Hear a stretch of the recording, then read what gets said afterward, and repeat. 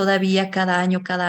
¿Y por qué se hace cada año? Pues porque hay muchas cosas que así se hacen, ¿no? Que se deja pasar todo un ciclo, se cumple un ciclo. Entonces, en este sentido, se cumple un año y hay que recordar pues que ya están ahí los muertos y que están esperando venir y que nosotros les vamos a dar la bienvenida. Es como cuando cumplimos años, ¿no?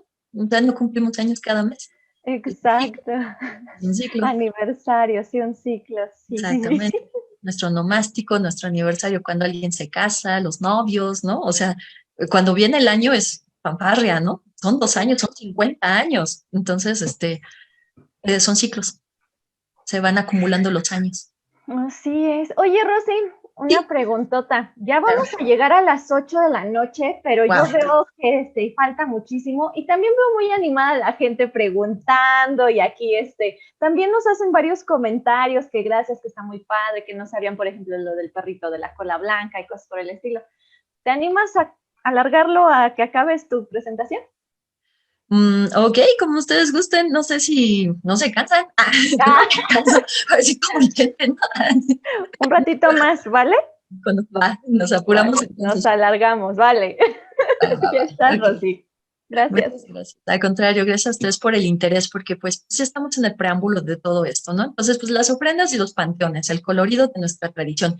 Tienes los altares. Esto ya es cuando llegaron los españoles, se modificó todo estos elementos, ¿no? Que acompañan a las ofrendas y ahora sí se ponen niveles. Hay lugares donde se ponen 7, donde se ponen 13, dependiendo, ¿no? Cuál es la interpretación cultural de esos pueblos en particular que se tienen. Entonces, no es que sea un número rígido, pero finalmente cada quien transmite los elementos que conoce de la tradición y pueden ser altares pues, de estos niveles, ¿no? Entonces, mientras te tiene más de un nivel, ¿no? Regularmente uno, dos o hasta tres niveles cuando son ofrendas pequeñas.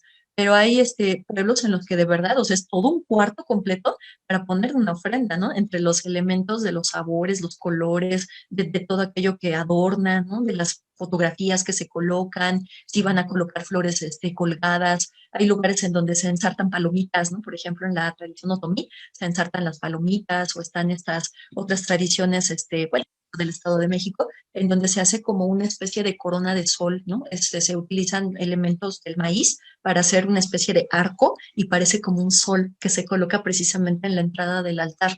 Están muy bonitas, la verdad es que son, digo, ya usé el adjetivo, una disculpa, ¿verdad?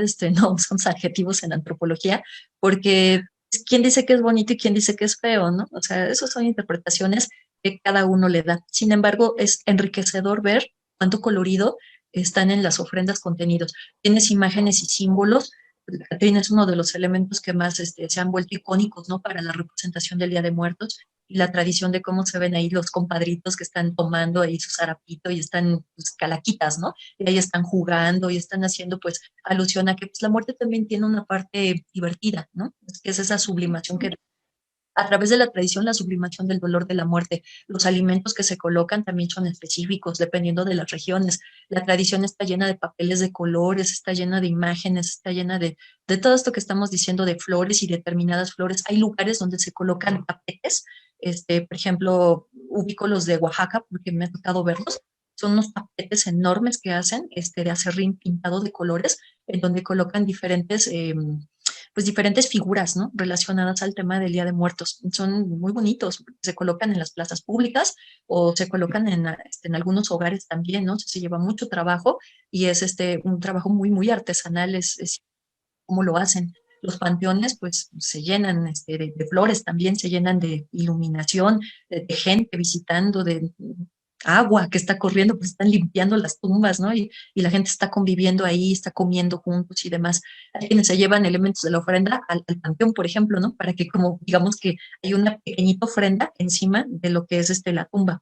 Entonces, eso también me ha tocado verlo. Y entonces degustan junto con el muerto el alimento, pues primero come el muerto y ya después comen ellos. Entonces, por eso se tardan ahí toda la madrugada, ¿no? Porque están en el convite con sus muertos en la cultura y la transmisión que dijimos, pues esto tiene que ver con las familias. Entonces, cuando vemos estas calaveritas, ¿no? Cuando vemos las de dulce, cuando vemos las que están así, ¿no? Hechas de papel, están hechas de cartoncillo y demás, cartón, pues nos llama, o sea, nos atrapa nuestra atención porque además son coloridas, porque son alegres. y porque tiene mucho que ver con esta idea de, digo, finalmente todos nos vamos a morir, ¿no? Y hay que entender que, pues, si no nos queda de otra y debemos de morir, pues ojalá vivamos bien y que seamos recordados. Por eso es importante, pues, mantener esto de la tradición. Esto, pues, nada más así como para tener una idea de, pues, qué onda con el Día de Muertos, ¿cómo ven? Entonces, bueno, pues, ahora nos vamos a ir con esta parte de, también será una revisión breve, porque, bueno, lo haremos con mayor detalle en la siguiente sesión que nos veamos. Si ustedes también lo quieren y nos siguen, y ojalá que sí sea, podremos hablar más de estos elementos. Ahorita solamente hablaríamos como de estos elementos base para hablar, por ejemplo, ya del Día de Muertos y la visión que se tiene en México de la muerte, y ahora hablaríamos del Halloween, si Sí. ustedes así nos lo permiten, ¿vale? Sí, y iba a ser el jueves, este jueves que viene, que es 29 a las 5 de la tarde. Entonces, para que estén atentos, porque ya hay gente preguntando que cuándo va a ser la siguiente. Entonces, es el jueves a las 5 de la tarde. Sí, sí, claro que sí, pues ahí tenemos una cita y ojalá que tengan la oportunidad de volver a sintonizar para que sigamos discutiendo sobre esto, sigan preguntando y además si ustedes tienen aportaciones, pues eso está padrísimo también, ¿no? Que nos digan pues cómo se hacen las cosas pues en el lugar de donde son ustedes originarios, ¿no? Si son de algún pueblo, de alguna etnia como tal, ¿no? Más arraigadas a la tradición o incluso pues desde el ámbito urbano, porque también hay cosas que se hacen desde lo urbano, ¿no? Y lo semiurbano. Entonces, todas estas cuentan, todas son importantes. Incluso, pues que también nos cuenten, pues, si hay alguien que le gusta el Halloween, como, pues, ¿por qué le gusta, no? O sea, ¿qué es lo que le llama la atención, qué le agrada, ¿no? De este tipo de manifestación cultural que decíamos no es de nuestro país, sin embargo, ya está teniendo una importante difusión, todavía más, que años, atrás, se está teniendo, en poco tiempo, una difusión bien fuerte de lo que son estos elementos que conforman el Halloween, ¿no? Y cómo lo están utilizando ya las familias en México. Así es, sí, familias, amigos, siempre hay fiesta de Halloween y nos llama mucho la atención, ¿no? Entonces, sí, yo te dejo seguirlos, Rosy, para continuar. Perfecto, muchas gracias. Bueno, pues hay que identificar, esto viene desde los primeros hallazgos prehistóricos, ¿no? Los primeros cementerios. Se entiende que estas primeras sepulturas eran regularmente sepulturas colectivas. Estamos hablando del contexto europeo, ¿sale? Entonces, donde se encontraron una enorme riqueza arqueológica de cuerpos que estaban colocados con ciertas posiciones corporales en las que se notaba que habían sido colocados o en sacos o en vasijas y que entonces habían sido colocados con ellos algunos elementos que también pues les pertenecían, ¿no? Pues hierbas, animales, algunos objetos que utilizaban en la vida cotidiana. Y entonces en este sentido, pues antes pues los cuerpos no se enterraban, sino se colocaban montículos de piedras encima de ellos. Y después cambia la concepción y ahora se meten dentro de la tierra y se empiezan a enterrar ahora sí, ¿no? A los muertos. Entonces hay una creencia que se tradujo de que quizá había un más allá, porque por eso entonces estos cuerpos estaban acompañados de estos elementos, ¿no? ¿Qué sentido tendría colocar flores, pero sobre todo también hierbas, ¿no? Que eran curativas, colocar hierbas, colocar, que se encontraran restos animales, colocar elementos de la vida cotidiana, si no iba a haber una idea de continuidad después de la vida, hablar de un más allá, ¿no? Entonces, bueno, pues esto es mucho, muy antiguo, estamos hablando de lo prehistórico, ¿no? Estamos hablando allí todavía de la historia de la evolución de estas culturas, ¿no? En el contexto europeo. Entonces, esta concepción europea como tal del culto a los muertos se va a constatar progresivamente a partir de su historia, ¿no? Que tiene que ver con rituales de conservación, prácticas particulares que se encontraron, por ejemplo, en pueblos muy antiguos, ¿no? Están en Palestina, en Anatolia, que se han encontrado, pues, una especie de veneración hacia de los vivos, hacia los muertos, y que los muertos tienen contacto con los vivos. Entonces, esta es una idea muy interesante. De hecho, si lo vemos desde el horizonte prehistórico como tal, desde lo que es el Neolítico superior, se identifica que están ahí las trazas del pensamiento mágico religioso vinculadas a la idea de que en la muerte hay una concepción de un más allá.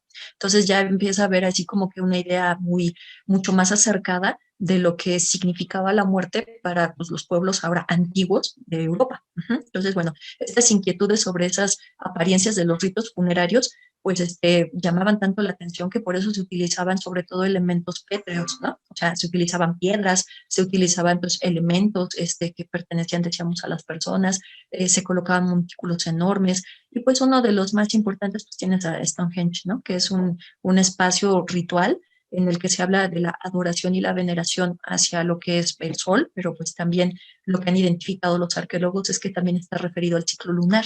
Entonces hay una idea de que la continuidad de los ciclos del universo y demás también está referido hacia el hombre. Entonces que el hombre en efecto pertenece al universo y que las cosas que pasan en el universo le afectan al hombre y el hombre afecta lo que pasa en el universo también, ¿no? Entonces hay una idea de que hay un equilibrio que está ahí porque ese es el pensamiento antiguo mágico, ¿no? Que se tenía también a partir de los mitos, de los elementos mágicos y demás, que se fueron transmitiendo en estas tradiciones europeas antiguas. Bueno, pues según la mitología, por ejemplo, tras la muerte, las almas de los hombres se iban a algún lugar. Y entonces esta figuración que se tenía de a dónde se iban las almas de estos hombres, pues a lo mejor eran elementos subterráneos, porque para poder hablar del mundo de los muertos, pues se tenía que hablar de un lugar al que fuera difícil acceder, ¿no? Estamos hablando, por ejemplo, aquí estoy haciendo referencia a la tradición del pensamiento griego, ¿no? En el que había una idea de un dios de la muerte. O sea, en México, en el ámbito prehispánico, el conocido por excelencia porque es la zona centro, Mictlantecutli, ¿no? En este sentido, pues es el Mictlán a donde vamos.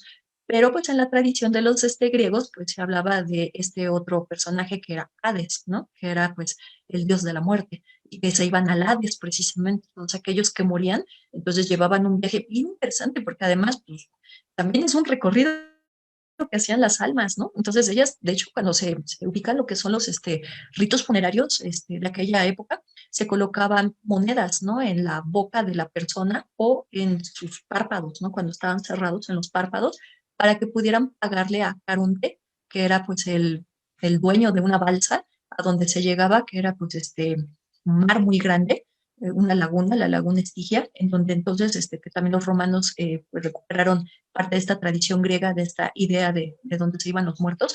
Entonces, pues que los tenía que cruzar en una balsa, pero no los podía cruzar si no llevaban dinero para pagar. Entonces, ser pobre en aquel entonces, no tener una moneda para colocarla en el cadáver, era condenar a esa persona que su alma estuviera penando porque no podía hacer el cruce del río. Y no lo podían intentar porque además había como muchas trampas. Y una vez que se llegaba al otro lado, ¿no? Con la balsa, empezaba todo el recorrido y se encontraban pues con diversos personajes, ¿no? Se encontraban en los espacios, por ejemplo, donde estaban el cancerbero, ¿no?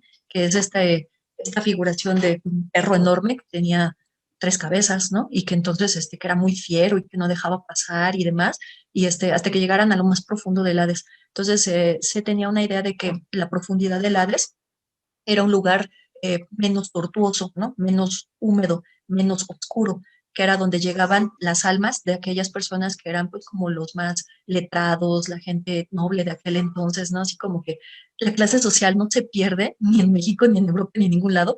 Interesante, la clase social no se pierde con la muerte, ¿no? Entonces estas ideologías están referidas también a los ricos y a los pobres, ¿no? Porque pues el tipo de enterramiento que se realizaba pues también hacía diferencias, ¿no? O sea, siempre se sigue marcando la idea de clase todavía después de la muerte.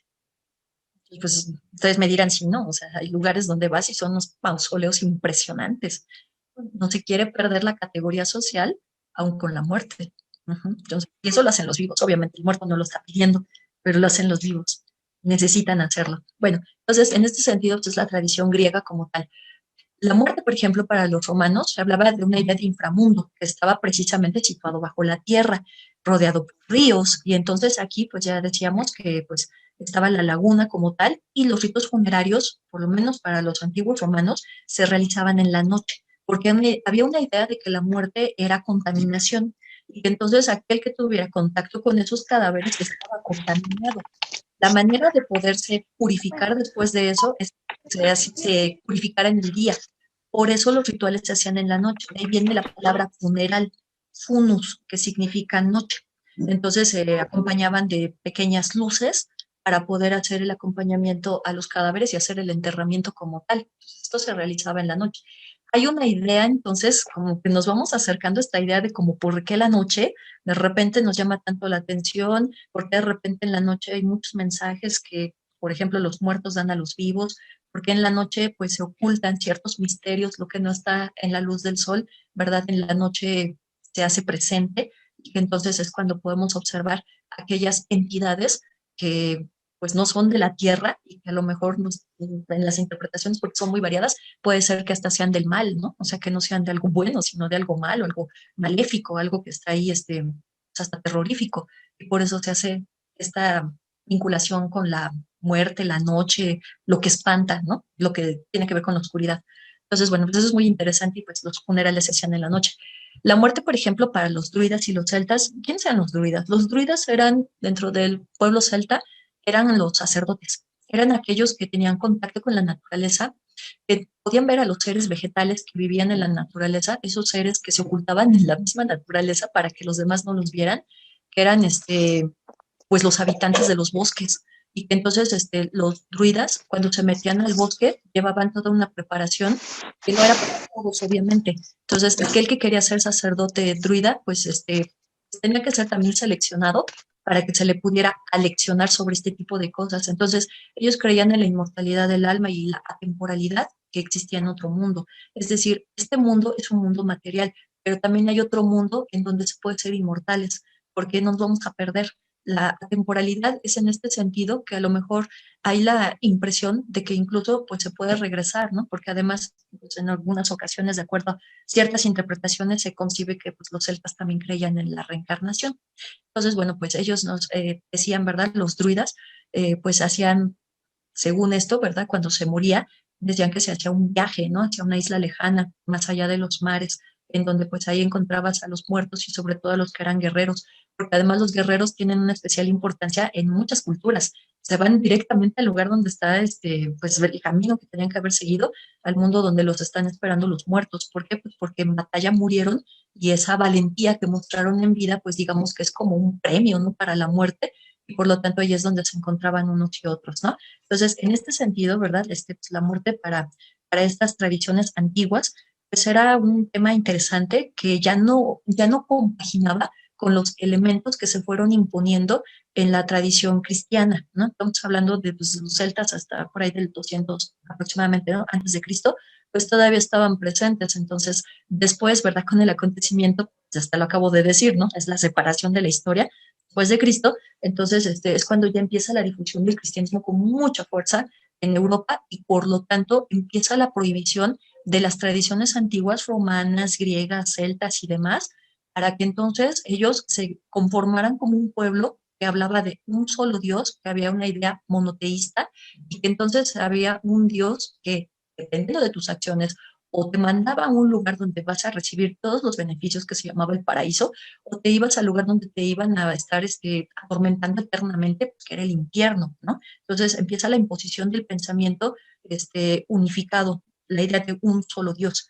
Por lo tanto, entonces aquellos que hablaran de este tipo de tradiciones de las que ahorita estamos haciendo mención, pues eran considerados paganos, ¿no? Que ellos estaban a favor del mal entonces, que no estaban a favor del bien. Entonces, las tradiciones paganas desde la visión del cristianismo hacían una clara separación. Los que están haciendo bien son aquellos que se meten más dentro de los dogmas de la religión y aquellos que hacen el mal son los que se están alejando de la religión y que además de eso hablan de estas tradiciones paganas, ¿no? Que si están en los bosques y se empiezan a comunicar con los árboles, están haciendo algo pagano, ¿no? Porque no pueden comunicarse con los seres vegetales, porque además ahí está el mal. Entonces empiezan a meter como ese miedito, era lo que hablábamos desde que empezamos esta sesión, que se metía como este miedito, ¿no? A que no vayas a estos lugares, que porque te pueden espantar, que se te aparece algo. Y entonces empezaron cada vez a visitar menos los bosques y aquellos que se internaban en los bosques y se tardaban, pues obviamente ya se veían como sospechosos para los demás, ¿no? Algo malo estaban haciendo. Y es precisamente en estos espacios boscosos en donde pues, se entiende que se llevaban a cabo diferentes tipos de prácticas que de acuerdo a esta visión cristiana de aquel entonces, incluso pues, medieval, todavía estamos hablando de la Alta Edad Media, todavía se tenía la prohibición de estas tradiciones paganas. Entonces, aquel que se metía en el bosque y se tardaba, algo malo estaba haciendo. Es un lugar donde por excelencia se habla de que estaban las brujas, estaban los adoradores del demonio y no sé qué tanta cosa más, ¿no? Que se iban ahí como engarzando en el pensamiento porque empezaba como que a dar miedo, o sea, no tener contacto con la naturaleza, salirse de estos espacios naturales y meterse más en los templos, en pues lo que la tradición de aquel entonces, ¿no? Religiosa marcaba como tal, ¿no? No sé si hasta aquí vamos bien. ¿Hay algo que al momento pues te gustaría intervenir, Carlita, o yo le sigo? Yo creo que le sigues, siguen haciendo muchas preguntas, pero creo que todos están enfocados a Día de Muertos, si te soy sincera. Ah, perfecto, ok. Ajá, entonces, pues bueno, si quieres nada más como terminar esta parte de Halloween y nos vamos con todas las preguntas que tienes sobre el Día de Muertos. Ok, perfecto. Bueno, terminamos con esta parte. Entonces, prácticamente, ¿no? Hablar de los aquelarres, hablar de estas manifestaciones, precisamente de que, pues, era precisamente en las zonas boscosas en donde se realizaban este tipo de prácticas, ¿no? En donde, pues, iban aquellas personas, sobre todo, pues, hablan del género femenino, ¿verdad? Eran las mujeres que eran brujas, pero también había brujos, ¿no? Que se ponían en contacto con rituales y con hechizos para poder mantener esta vinculación con el Lucifer, ¿no? O sea, hablar del demonio como tal, que lo invocaban y que tenían contacto con él aquella noche y que por lo tanto se veía como una tradición pagana o neopagana desde antes de lo que era la concepción netamente cristiana como tal. Los seres vegetales de los que hablábamos hace rato, pues son estos precisamente, seguro han escuchado este tipo de como relatos y narrativas, ¿no? Que si los árboles tienen caras, que si pues había una olla al final del arco iris, habían duendes, que si estaban las ninfas de los bosques, que si había brujos que se aparecían en los bosques, y finalmente eran santuarios, templos esenciales para poder llevar a cabo este tipo, se supone, de prácticas, ¿no? Y se daban aquí estas manifestaciones del bien y del mal, ¿no? Entonces, pues decíamos hace rato, pues en la tradición cristiana de los europeos, en esta concepción, pues con la imposición de ese cristianismo, pues ya no se veía bien, ¿no? Que se metieran a los bosques y que hicieran todo esto, porque entonces había algo malo que se estaba realizando. Tenemos, por ejemplo, la tradición wicca, ¿no? Que wicca significa bruja, como tal, culto a las brujas en principios, no es cierto, mediados del siglo XX, presentada sobre todo en Inglaterra, que buscaba recuperar como algunas tradiciones antiguas y que hay una vinculación entre lo profano y lo sagrado. Estamos hablando de aquello que le da como la base al pensamiento que tiene que ver con el Halloween. O sea, por eso es que estamos haciendo esta revisión, porque no hay que perder de vista que el Halloween tiene un propósito, es precisamente. Es conocido también como el Día de Brujas, como que repite el sonido, ¿no? Tiene su micrófono abierto. Sí, yo creo que alguien tiene el micro abierto porque sí, sí, sí escuché como tu eco. Ajá, exactamente. Ok, miren, el Halloween es considerado también como el Día de Brujas. Es una celebración popular de culto a muertos, pero en las tradiciones de los países anglosajones. Pues estamos hablando de los países europeos. Estamos hablando también de que la palabra Halloween como tal proviene de una expresión inglesa que es All Hallows Eve, que tiene como significación víspera de todos los muertos. Entonces, la fiesta de Halloween se celebra la noche del día 31 de octubre. Por eso hablábamos hace rato, decías Carlita, ¿no? Del empalme de lo que es el Halloween y pues la preparación del encuentro con el Día de Muertos en México. Entonces es la víspera de todos los santos, feriado religioso en algunos países, ¿no? El Halloween tiene su origen en Irlanda, en ritos celtas de los que hablábamos hace rato, y que estaba vinculado a la temporada que terminaba, la temporada de las cosechas. Y entonces de ahí pasó a Reino Unido, y de entonces pues se trasladó precisamente pues a prácticamente era toda la Europa, y hacia Estados Unidos. Y ya sabemos que, bueno, lo que llega a Estados Unidos se populariza muchísimo porque le van metiendo diferentes elementos, sobre todo elementos de arraigo que tienen que ver con una idea de consumo, ¿no?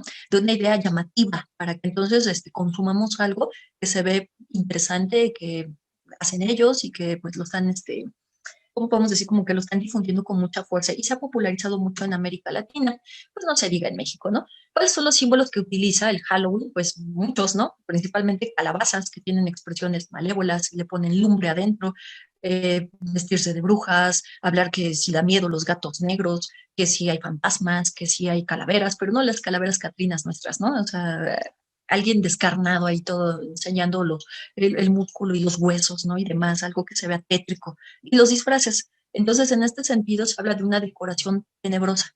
Tiene que haber una atmósfera de misterio, porque hace rato hablábamos de la idea de la noche, los funerales, del miedo, la oscuridad.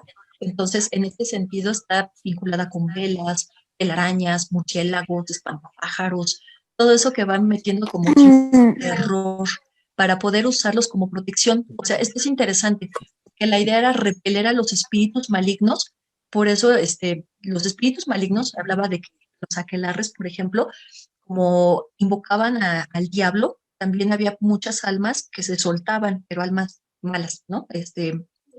Seres malignos, que también con el final de la temporada de cosecha se soltaban, se iban a molestar como a los vivos, y entonces esto podía ser catastrófico. Por eso se colocaban emblemas en las puertas, por ejemplo, a veces colocaban manchas de sangre, se colocaban diferentes artilugios que se colgaban para protección. Y entonces hay una idea que se fue empezando a difundir mucho de que si nosotros pues hacemos alusión a una atmósfera de terror, pasaríamos como desapercibidos, o sea, para que no nos vean precisamente estas entidades malévolas, ¿no? Esas cosas que tienen que ver con el mal.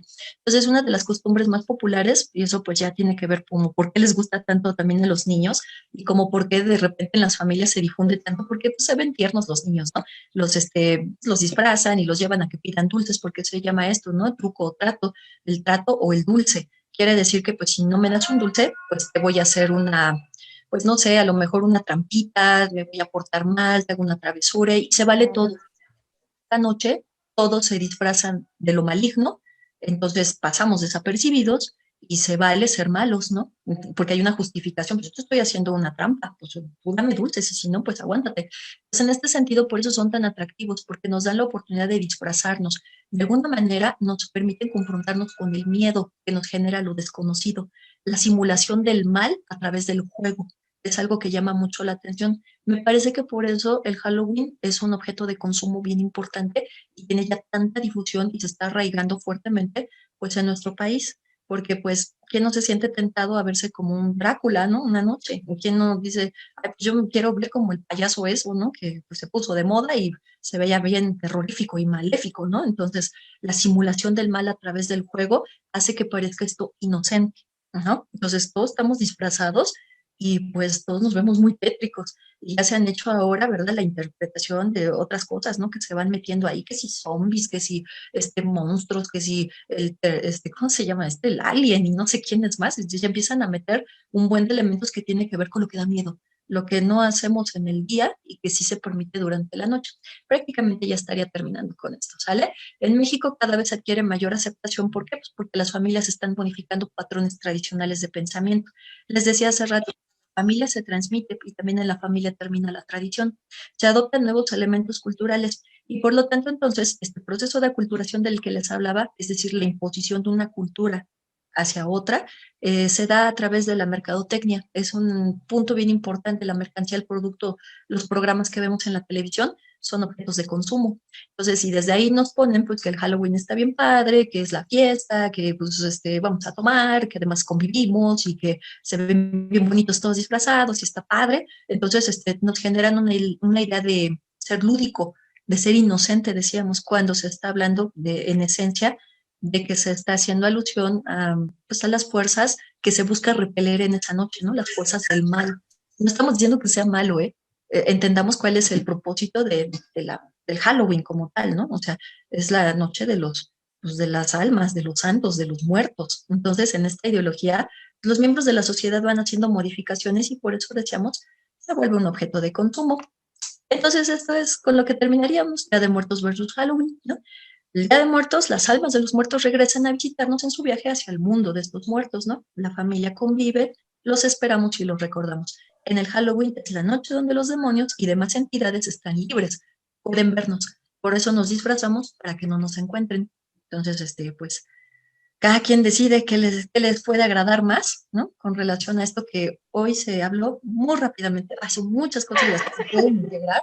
Eh, Trata uno de ser breve, cuesta mucho trabajo porque pues, son muchas cosas las que hay que integrar aquí para poder tener los elementos para contrastar. No estamos diciendo que uno es mejor que otro, simplemente que identifiquemos de base pues, qué consideramos que tiene mayor valor cultural y peso para nosotros y por lo tanto pues, lo volvemos parte de nuestras tradiciones porque se hacen nuevas tradiciones, ¿no? Continuará. Sentido. Continuará. Así, con esto, pues ya terminaría mi participación, Carlita. A todos, muchas gracias por su atención. No, muchas gracias a ti. De verdad que tuvimos bastante audiencia. Les agradezco a todos los que se conectaron aquí por Zoom, también a los que se conectaron por Facebook y nos están haciendo muchas preguntas, muchos comentarios. La verdad es que no voy a poder decirlo de todos, pero les agradecemos muchísimo sus participaciones. Nos hiciste a muchos recordar a las abuelas, a la comida. Hay muchos comentarios así en Facebook, ¿no? Presumiéndonos a sus familias, a sus abuelos. También está el otro lado, ¿no? Alguien, por ejemplo, triste que menciona que pues jamás conoció a sus abuelos, entonces pues bueno, pero pues para conocer de estas tradiciones tenemos a expertas como tú y pues a más familia, ¿no? Que pues seguramente sí tuvieron como la oportunidad de tener estas pláticas y todas este traspaso de información. Y bueno, si quieres te voy diciendo algunas, te hago así como, yo creo que así en conjunto varias y ya tú me dices que, porque creo que algunas sí las estuviste incluso contestando durante toda tu presentación. Gracias. Nos preguntaba Hugo, ¿la Catrina como elemento cultural, en qué año o década se integra esta celebración? ¿Tú sabes? Ok. Y de hecho, incluso está referido en uno de los murales de Diego Rivera. Entonces, que es precisamente una especie de paseo, es un sueño que se tiene en un paseo en la Alameda. Y entonces, entre otros elementos, la Catrina está ahí presente. Entonces, estamos hablando de un México contemporáneo, ya estamos hablando de un México pasado de lo colonial, ya habiendo pasado toda la etapa independentista, estamos pasando la revolución y estamos nosotros ubicando un México mucho más contemporáneo en el que había que enraizarnos como ciertos elementos culturales que fueran identitarios de nosotros como pueblo, ¿no? En este sentido. Entonces, pues imagínense, ¿no? La relevancia que se tiene a partir de tenerlo incluso en un mural, el referente de la Catrina. Hoy la Catrina es un elemento que nos identifica a nivel incluso internacional. O sea, cuando se habla de Día de Muertos, de verdad lo primero que aparece en la mente de muchos y desde el extranjero es alguien pintado de Catrina. Regularmente una figura femenina, ¿no? Entonces, la Catrina y el Catrín, que además son elegantes, porque en la propuesta de la iconografía de esta representación de la muerte es para todos. Así seas rico y tengas las mejores vestimentas y seas una dama suculenta, exquisitamente ataviada, te vas a morir. Entonces, la muerte lleva parejo a todos. Por eso es una señora alegre, es una señora de clase, es una mujer que hasta en algunas referencias hasta trae un cigarro de estos largos, ¿no? Ajá. Está así como María Félix, hagan de cuenta, nos hace pensar, Sí. ¿no? Elegante, así, derecha, incluso, ¿no? Bella, porque además es una representación de una muerte hermosa, ¿no? Una figuración hermosa, no la figura descarnada que da miedo, sino aquella que es como alegre, a la que todos estamos referidos porque todos nos vamos a morir. Se tenga el dinero que se tenga, la vida no se compra. A veces ni la salud, ¿verdad? Sí, nos dice Gabriela que es tarde dominical en la Alameda de Diego Rivera y Ari dice que originalmente se llamaba Calavera Garbancera. Ah, mira, ahí entienden el elemento. Pues miren, muchas gracias, porque ustedes han hecho también para poder añadir ciertos elementos históricos. A veces no todos los tenemos presentes, ¿no? Y pues sí se agradece mucho cuando ustedes hacen estas aportaciones. Y es bien interesante lo que significa, sobre todo, ¿no? Lo que representa como tal. Entonces, nuestro Sí. ideario cultural, es una figura iconográfica. Y la iconografía son elementos simbólicos que refieren a algo que cuando lo vemos, ¡pum!, sabemos de inmediato qué es, ¿no? La muerte. Y es México. Sí. Sí, claro, dice Blanca, sueño de una tarde dominical en la Alameda Central. Gabriela Sandoval, la retoma Rivera de la Catrina Garbancera de José Guadalupe Posada. Entonces, ay, sí, es que es muchísima información, entonces, pues sí, tú obviamente sabes mucho, pero no puedes tampoco saberlo absolutamente todo con detalle. Bueno, nos vuelven a preguntar cuándo es la siguiente videollamada. Bueno, esta plática viene a ser el jueves 29 a las 5 de la tarde, un poquito más temprano, porque Rosy ahí sí va a ocuparse, entonces va a tener que cortar la transmisión en algún momento. Sí, sí, sí. Porque da clases, entonces, bueno, tenemos comentarios de todo, tenemos agradecimientos igual para ti, un montón, que eres una excelente expositora, que estuvo súper interesante.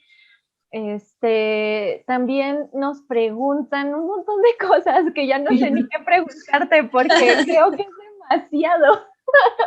Claro. Por ejemplo, nos pregunta una chica, Elizabeth, que si le podemos proporcionar información de cómo se debe poner la ofrenda antes de que el difunto cumpla su primer año. Ya, es que decíamos que eso tiene que ver con los pueblos de donde es esta la tradición. No, no es que sea como te digo una regla, ¿eh? Pero yo sí he encontrado comunidades en donde esta llamada se llama la vela nueva. Entonces hay mucha información en internet sobre todo, ¿no? O sea, ya estamos en la era de la información, no del conocimiento como tal, lo digo con mucho respeto, digo, no todo lo que vemos en internet realmente puede ser fiable. Sin embargo, hay mucha información. Entonces, en este sentido, esta información, pues claro que amplía mucho nuestro horizonte. Se le llama la vela nueva, tiene elementos que obviamente tienen que ver con las preferencias del difunto, colores blancos se utilizan mucho, algunas tonalidades de color azul, sobre todo un azul como pastel, que es el que se emplea regularmente en este tipo de ofrendas. ¿Cómo se realiza? Pues depende de las familias que tantos niveles quieren colocar. Estos elementos que se colocan sobre todo importantes son las flores que acompañan. Obviamente se usa mucha flor blanca como tal, y además de eso, pues elementos que tienen que ver con la alimentación. Ah, porque la alimentación también está vinculada a la vida y la muerte. O sea, también ahí hay otro elemento, que es la cuestión alimentaria. Entonces, pero bueno, eso se lleva a otro tema y eso pertenece a otro orden de ideas. Entonces, Sí. pero sí, la idea es que se coloca con una fotografía precisamente de la persona para hacerle saber que en efecto todo el año, porque además si estamos hablando de tradición católica, todo el año, cada mes, con regularidad, se hace una misa, ¿no? Que es precisamente en recordatorio de esta persona que murió. Cuando se cumple el año, después de ese, ahora se hace una misa anual, por ejemplo, en la tradición católica. Por eso entonces decíamos que los ciclos son importantes, regularmente son anuales. Mientras eso pasa, en el año se van haciendo estos acompañamientos mes con mes para que pues se tenga todavía así como que vinculación pues, con la persona, que vaya entendiendo que ya no está con los vivos, que está ahora con los muertos, ahora sí se va a meter más en en el profundo mundo de los muertos. Sin embargo, sigue presente en la vida cotidiana de los que físicamente todavía están aquí. Entonces, pues depende del pueblo, pero bueno, más o menos así es como se llama, ¿no? La de la vela nueva, el nuevo Sí. difunto, que le dan la bienvenida a otros difuntos y la familia también. Ay, bueno, pues muchísimas gracias, Rosy, muchísimas gracias a Freitan, porque pues nos da la oportunidad de darles estas pláticas gratuitamente por sus 3 vías Facebook, ahí se quedan grabadas, entonces igual síganos mandando sus preguntas, ahorita te hago unas más. Claro, claro que sí. Sigan mandando sus preguntas, aquí nos ponemos a responderles, hacemos que Rosalinda conteste todas sus preguntas por Facebook. Y bueno, gracias a Fretan y gracias a ti, Rosalinda. Dejamos tus datos también unos minutos más. Por si alguien te quiere contactar vía correo, también dejaste tu teléfono. Entonces, si alguien te quiere contactar contigo, porque eres investigadora, eres docente y también eres conferencista, y pues ya se dieron cuenta, platicas padrísimo de todos estos temas. Entonces, pues bueno, seguimos con una pregunta más para ya, yo creo que ya darle finalidad a todo esto, porque sí fueron muchísimas y les agradecemos muchísimo, porque dicen, por ejemplo, en el Facebook nos preguntaron que si la muerte siempre se ha considerado como llegar a un lugar del más allá, o habrá una cultura donde se considere la muerte como un final sin llegar al más allá. Otra pregunta de Marisol, que si de color, y de qué color se conmemora la muerte, que si siempre fue negro. Bueno, hay quienes dicen que prefieren obviamente la tradición mexicana y no hay más, desde el principio lo dejaron claro. Claro. Hay otras personas que nos dicen que somos multiculturales actualmente, ¿no? Entonces que hay que estar abiertos a todo, sin perder nuestras tradiciones también. Te digo, a un montón de personas, en el Facebook también, Jenny, Dim, Marisol, hablaron de sus abuelas, que qué bonito tema, que muy enriquecedor. Aquí hay otra pregunta, que el incienso como conductor de plegarias, así como se hacen en los templos budistas, ¿cómo nace el poner el incienso en México? Nos lo cuentas después, nos lo cuentas si quieres en la siguiente, pero quiero que veas la cantidad de participación que hubo, en verdad les agradecemos muchísimo. nos dice, perdemos mucho cuando dejamos de cultivar nuestras tradiciones y costumbres. Eso nos lo dice George. También, por ejemplo, de los animales, Jenny Calderón nos dice, de ahí viene el refrán, cuando el tecolote canta, el indio muere. Sí. Dim, Sí, Dim nos dice de los animales mensajeros. son Y usados para brujería también. sí, Llevan mensajes. también nos pregunta que ha visto que ponen sal, que para qué es eso, que todos los alimentos colocados en la ofrenda deben de estar cocidos, nos pregunta Jenny. No lo sé. ¿Verdad que no? No, Pues sé. ponen mucha fruta también, ¿no? Sí. También nos preguntaban que cómo se daba cuenta uno de que vinieron los muertos a visitarnos, y también alguien por acá contestó que pues pierde el sabor la comida, ¿no? Entonces, que no deberíamos de comernos lo que estaba en la ofrenda, creo tampoco, pero se supone que sí, ¿no? Es una de las cosas por las que se da uno cuenta. Sí. Híjoles, preguntas mil, de verdad, de verdad, de verdad, agradecimientos muchísimos. Y bueno, pues yo creo que ahí le cortamos porque ya van a ser 8:40 y nos vemos el jueves a las 5 de la tarde. Y bueno, nada más sí, la última pregunta, que es lo que te decía, y cómo nos la preguntaron, que desde cuándo vienen a vernos los muertos. Claro, se preparan en muchos lugares desde la noche del 31 para amanecer día primero. Desde ahí es como, digamos, oficialmente, ya hay que estar empezando a hacer todos los preparativos, van desde la semana previa. Entonces ya ir a limpiar la tumba, ir a sacar cosas, poner floreros, latas, qué sé yo, donde se van a colocar las flores, desde la noche del 31 amanecer primero y la del primero para amanecer al día 2 son muy importantes. Entonces, cuando vienen oficialmente, depende. Ahora sí que, perdón, no puedo generalizar porque, pues, ya lo dijeron ustedes, es muy cierto, somos muchas etnias dentro del mismo país. Entonces, pues, nuestro México es muy nutrido de tradición. Entonces, unos lo celebran el día primero como lo más importante, otros desde la madrugada, de noche 31 a madrugada del primero. Y hay otros lugares en donde la noche del día primero es la más importante, amanecer el día 2. Entonces, pero regularmente, generalmente, es desde el 31 que ya se empieza a hacer estos preparativos. Interesante porque es la noche del Halloween también, ¿no? Nos decíamos versos. Así es. Bueno, y hay alguien que me está escribiendo en privado y dice que por favor quiere saber, rapidísimo, que si crees que las personas que murieron tienen conciencia o no. Ok, bueno, pues no podría contestar esta pregunta desde lo personal porque tiene que ver con mi sistema de creencias.